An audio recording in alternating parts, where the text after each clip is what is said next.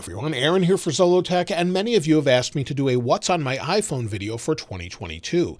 And so I thought it was about the right time. It's been over 6 months since I usually do one every 6 months or so. And this time around, I thought we'd go over all of my apps and why I use those apps, and then share a few with you toward the end of the video that maybe you would want to check out also.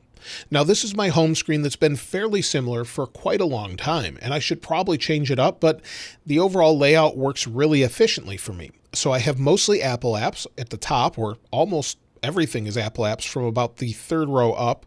And as you can see in the upper right, I have the weather widget. So I like to have this widget here just to quickly glance at the weather, see what the weather will be like for the next week or so, and then just take a look at air quality and things like that. I find it very convenient, and it's definitely something that I really look at, actually probably more than I should.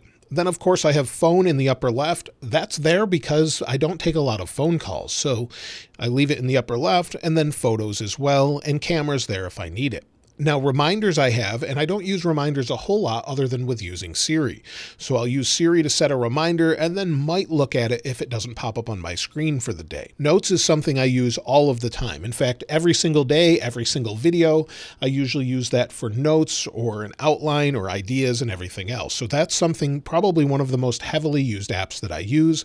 And then I have the Home app for lights and things around my house and my office. So as you can see, here's the Home app. It's actually attached to an outlet. I also have a few that aren't responding, but then I have some scenes for sometimes lighting in the background and different things I can change the color of. And then at the bottom, you'll see I have a camera.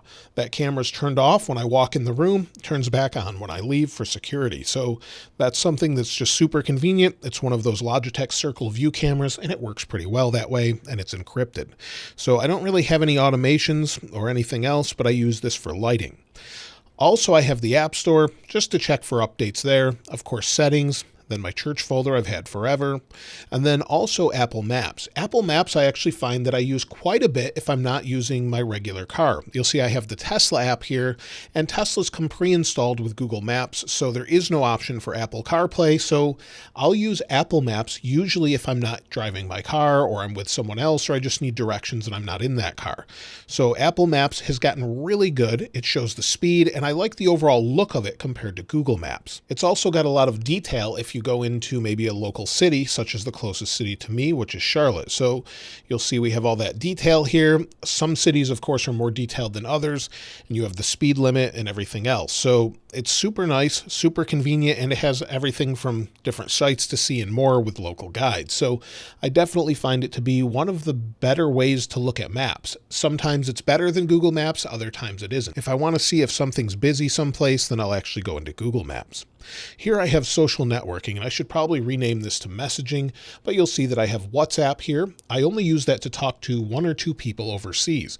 Typically in the United States, if you're an iPhone user, you'll find that people use messages, and that's why I use messages here. In the US, people use messages because that's what's stock on their phone. Text messages are free for most plans, or just about every plan out there in the United States. So on an iPhone, most people that have iPhones just use iMessage. It's secure and encrypted. And then if you have an Android phone, typically people just use the default messenger installed. So whether that's Google Messages or Samsung Messages or something else, that's usually what people are using. I have a couple friends that use Android, and they typically just use the default messaging app. So some people do use WhatsApp, but typically it's only to speak to people overseas. Of course, we have Telegram and Discord. I actually have servers set up on both, so I'll link those in the description, or they are linked in the description. And then also, of course, you can see here, Gmail. Now, I use the Gmail app all the time because it's just for Gmail, and based on the level of security you have set with Google, you need to use their Gmail app for that reason. So I use that specifically for Gmail and nothing else. Of course, Amazon I have, and I use that all the time for accessories, whether that be in the office, different things around the house, or maybe I need to replace a battery in my AirTag, which I actually do on one of them at this point after a year or so. That's what I use Amazon for all the time, and I think most people in the US probably use it at some point or another. Here I have YouTube with YouTube Studio, of course, to monitor everything going on with my different videos and also reply to comments, and then I can watch YouTube as well. And then I have the Tesla app for my car. So this is actually connected to my car. It acts as the key to my car. I walk up to my car, it unlocks, and I get in, put my foot on the brake, and go. That's all there is to it. And if we go into the app, you can see the app here. Here's my car. It's connected, how hot it is inside. It's quite warm, and it has cabin overheat protection on. And then I'm also just covering the location of it, and then you can see security and more below. If I scroll down, I have summon. I can actually move the car back and forward or actually bring it to me if I want to. And then we have different things such as scheduling for charging and charge stats and more. So you can set service, and I actually have service that's set up for a recall for the airbag pretty soon. So I'll have that and maybe a few other recalls if there are any, but that's how this app works, and you use it for pretty much everything. You don't typically use a key with a Tesla unless you want to. You can use a key fob on a Model S, but typically you use your phone. Now, I do have Instagram and Twitter. I'm on Twitter all day long, and many people ask, how do you change that icon? And if you subscribe to Twitter Blue, you can change it. Then we have Google and Overcast. Overcast is for podcasts. I use this all the time. It's just a way to listen to podcasts, and they keep updating the app, and they've made it even better. So it's what I typically use for podcasts. There's some other good ones out there as well, but this is what I've used for quite some time. Once in a while, I'll use Apple's podcasts, and on my second page here, you can see I have a bunch of Apple apps. And this is typically because I'm making a lot of videos with this phone. So with this phone, I'll make videos and then talk about different things within the apps. It's just easier to have them on page 2. Most of the time I'm using page 1, then I'll go to page 2.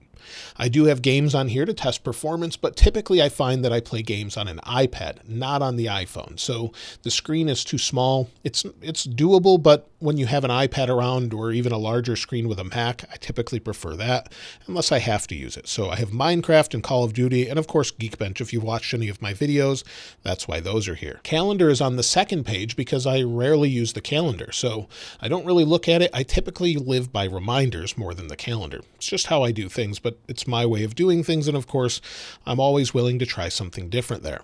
I have the Craft app, which I find I keep going back to. That's a note-taking app, and it's a paid app if you want more advanced features, but I like the way it looks compared to Notes, but Notes is so tightly integrated with Mac and iPad that I go back and forth. So I've been trying out the Craft app, and I really like it.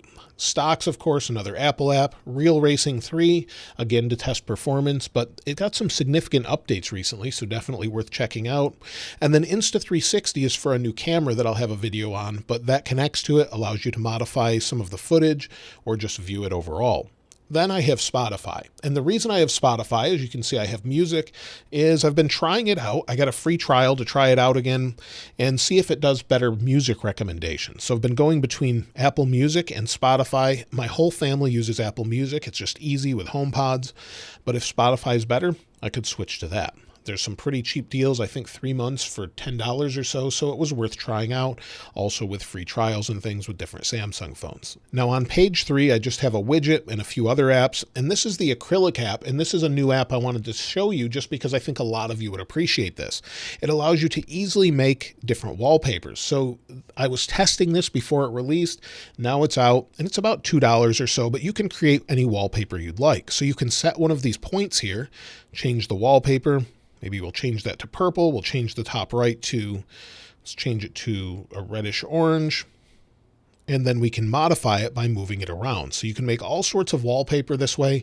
And if you love wallpaper, this may be for you. You've got a lot of extra detail you can do as well. So tons of things you can change: color, tangent, point, location, and so on. So lots more you can do if you want to play around with that and create your own wallpaper.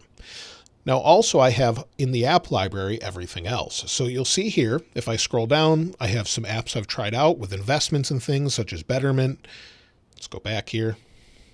I've been looking into things. I haven't used a whole lot, but if we go down, you'll see that there's a few different things. So Cloud Barbecue for a different barbecue measuring app or device I have. And then if we scroll down even more, most of these are things I use secondary. So maybe Dunkin' Donuts when you're using that to go through and pay for something, or Starbucks. And let's keep going here. So the Files app I do use a lot. I should probably put that on my main page. And then not a whole lot else. Tons of Google apps, as you can see here. And some of these have to do with different services I use. So Google Wi-Fi at times in different locations. Gmail, Google, their calendar, Google Duo, Google Home, all of those I have so I can test them out as well. And then also if we scroll down, you'll see a lot of Apple apps. There's some I could remove, but I've been using some of these live air traffic controller. Oh, and there's one other that I really like, Plane Finder. There we go, Plane Finder. It lets you see in real time where all the planes are. This is a pretty crazy app here, so you can see all of the different planes in the sky at any given time, and it's free to use. There's advanced features for pay, but you can actually see the planes flying in real time, their altitude and more. Something that I think is fascinating, that it's okay for everyone to look at, but it's something that I definitely think is nice. There's an airport overlook in Charlotte where you can watch planes come and go, and it actually will show you where they're going to and where they're coming from and their altitude and speed. Again, it's fascinating that that's actually legal, but it's great to use if you're maybe waiting for a plane or you just want to know what's going on. And then if we go down here, there's another app I thought you should definitely try if you're into this sort of thing, and that has to do with scanning a room. So Sitescape. Sitescape recently got updated to be able to scan whole buildings if you want to. So you can save portions of it, and you'll see here, I'm actually testing it and sometimes, and let's skip this for now. It just got updated, but it allows me to scan with a point map, and you'll see here it's scanning. It lets me scan that and then complete, and then you can go back into that later. So this is what's behind, and this was just very quick, but it's actually using the LiDAR sensor, and you can do that on an iPad as well with LiDAR, and you can scan any room. So you can do that, walk through your whole house, create a point map, and measure it and more. I don't have a whole lot of other apps other than utility apps and some social networks where I just have to make sure my name's not taken, things like that. So everything on my phone is pretty functional. My iPad is more for fun or content creation, and then my Mac is more for editing. And then I have a gaming PC. So usually it's more about functionality than fun on my iPhone, but that's everything that I currently have on my iPhone in 2022. If there's any apps you've used or you'd like to suggest, I'd love to hear from you in the comments below. If you'd like to get your hands on this wallpaper, it'll be linked in the description like it normally is. And if you haven't subscribed already, please subscribe. And if you enjoyed the video, please give it a like. As always, thanks for watching. This is Aaron. I'll see you next time.